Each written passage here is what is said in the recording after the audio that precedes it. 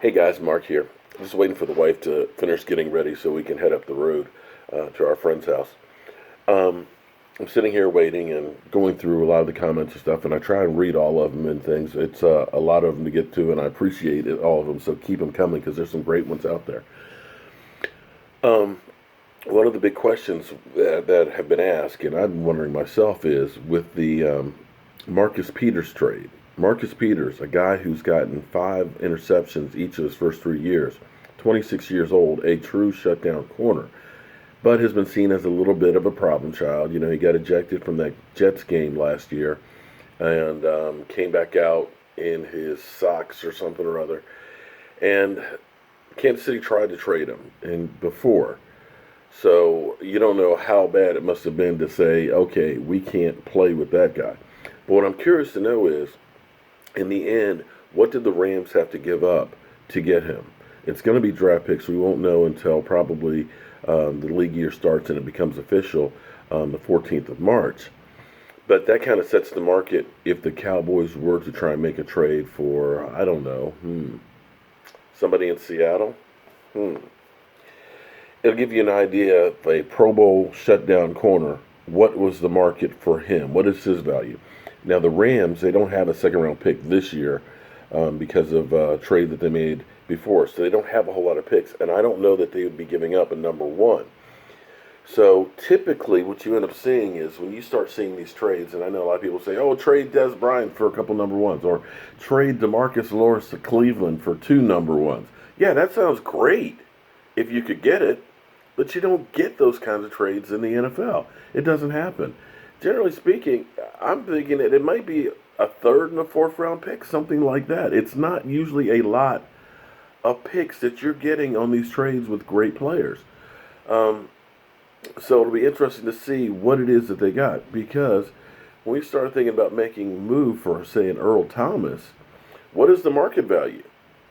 If you could get Earl Thomas for the Cowboys with Seattle for a fourth round draft pick, knowing that we have a compensatory pick, would you make that move for Earl Thomas? We've got 10 picks. If we ended up trading for Earl Thomas, let's say hypothetically, let's say it's a third round draft pick for Earl Thomas, would you make that move? I'm kind of inclined to look at that and say, safety is our biggest need in there. I think Lewis played fantastic last year for a rookie. I think he's going to get that much better. When you look at Awuzie, and I know I mispronounced his name, but who doesn't? Awuzie set a rookie record for yards per completion of .6 yards. The old record was .8 yards per play. That guy, as long as we don't have hamstring problems, is going to get better.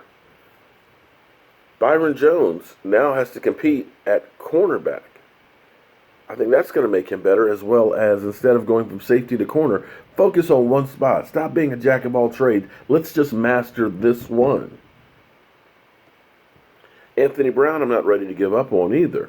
And I think with a change with Chris Richard on an aggressive defense, it makes a whole lot of sense to me to get an Earl Thomas who is a veteran, who knows the system, knows how to play in the system, can mentor these guys on how to play, and has that ring.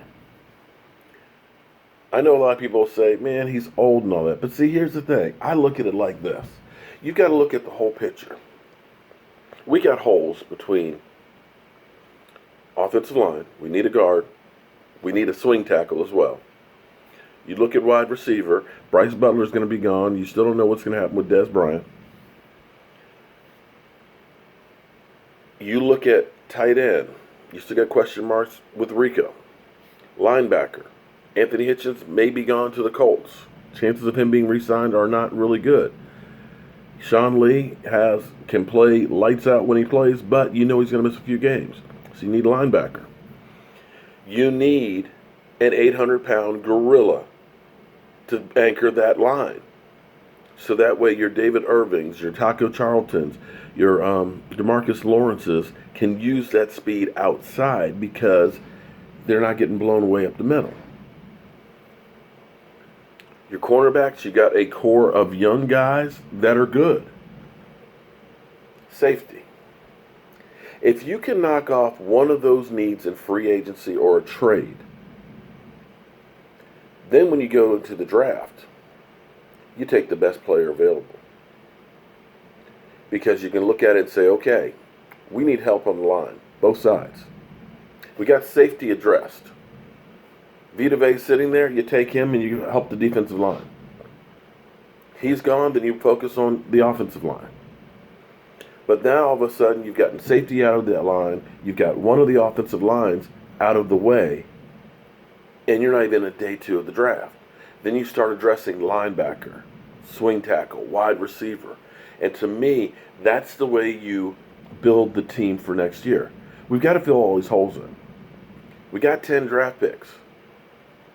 You might want to think about taking 1 or 2 of those compensatory picks and using those to make a move for Earl Thomas.